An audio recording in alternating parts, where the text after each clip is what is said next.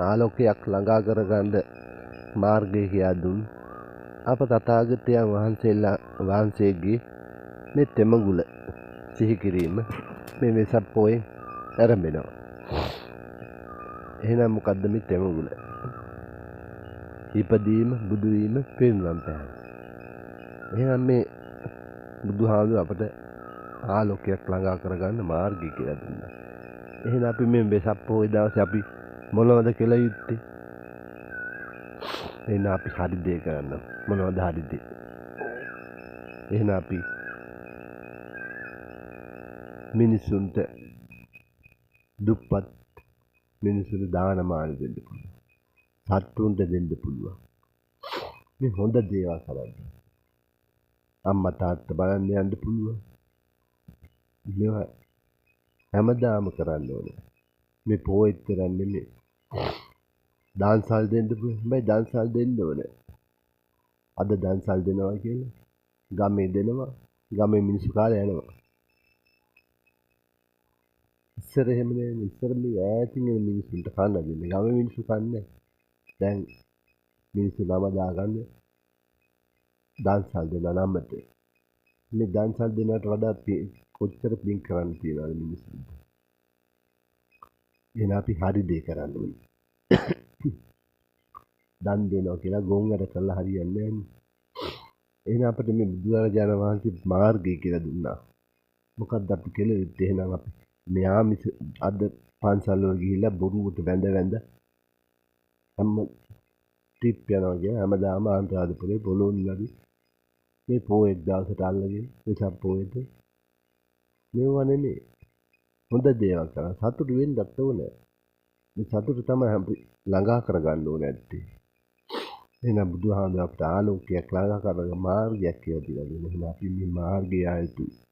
මේ මොනවා බුදු පිළිවෙලට වැන්දා කියලා මල් තිබ්බා කියලා බුදුහාමුදුරුවෝ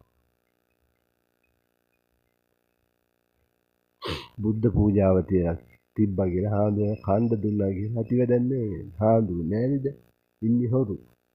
එහෙනම් අපි හොඳ දේවල් කරන්නේ වාට සල්ලි යන 65ක්වත්. මිනිස්සු මේ ලක්ෂ ගණන් වේදම් කරගෙන දන් දෙනවා. මේවා තමයි පින්කේ කිය. මේ වගේ කිසි පිරක් නැහැ.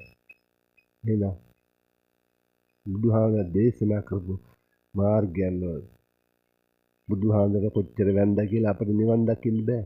එහෙනම් බුදුහාමුදුරුවෝ මාර්ගය කියලා දෙනවා. අපි මේ මාර්ගය ගියොත් තමයි ටිකෙන් ටික අපිට නිවන ළඟ කරගන්න පුළුවන්. එහෙනම් අපි මේ පොයි දවසේ ප්‍රතිපත්ති පූජාව ගොඩක්.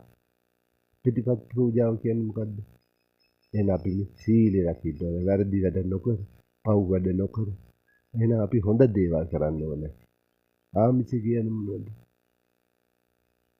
මේ මිනිස්සුන්ට හොඳ දේවල්. සාතිකුට කාණ්ඩ ටිකක් දී. මේ හොඳ දේවල් කරපුවා තමයි ආමිෂ පූජාව. මේවා ආමිෂ පූජා වැඩන්නේ අපිට නිවනට ළඟා කරගන්න බෑ. එහෙනම් ආමිෂ පූජා තියෙන්නේ හොඳ තැන් වල ඉපදීමට. එහෙනම් ප්‍රතිපත්ති පූජා පැවැත්වුවොත් තමයි අපිට නිවන දකින්න පුළුවන්. බුදුහාමුදුරුවෝ කියන්නේ බුද්ධිමත් මිනිස්සු. බුද්ධ ධම්ම සංඝ. බුද්ධිය ධර්මය සහ සංවරය. අදෙව්වනේ අද බොරුවට වැඳ බලන්න පන්සල ගියා පොන්නෝෙක් දේවල් කවි කියනවා. මේව බුදුහාමුදුරුවෝ කියලා නෑ. බුදුහාමුදුරුවෝ කවදා කවි විදියට කියන්නේ. බුදුහාමුදුරුවෝ කවදාද මේ ගාත ඇදලා ලස් කියන්නේ නෑ. බෙන්න පාර බෙන්න මේ දේවල් කරන්න එපා. මේ වගේ වැලකෙන්න මේවා කරොත් අපාය යනවා. මේවා කරොත් දිවි ලෝක යනවා. මේ දේවල් කරන්න කියලා අද එව්වනේ. දෙදරයන කවි කියා බොරුවට බුද්ධ පූජා කියා මේවා තමයි පන්සල් කරන්නේ. බොරුවට මේ සිල් ගන්න යනවා කියලා. මේවා කරන්න ඕනේ. හොඳ දේවල් ඔබ බුද්ධිය පාදා ගන්න. එතකොට තමයි ධර්මයේ හැසිරෙන්නේ. ඔබ බුද්ධිමත් වුණොත් තමයි ඔබ හරි දේ කරන්නේ. එහෙනම් මේ මෝඩ වැඩක් කරලා ඔබ බුද්ධිමත් වෙන්න. කොහොමවත් යන්න ඕනේ. ඔබට ගෙදර ඉඳලා සීල රකින්න පුළුවන්.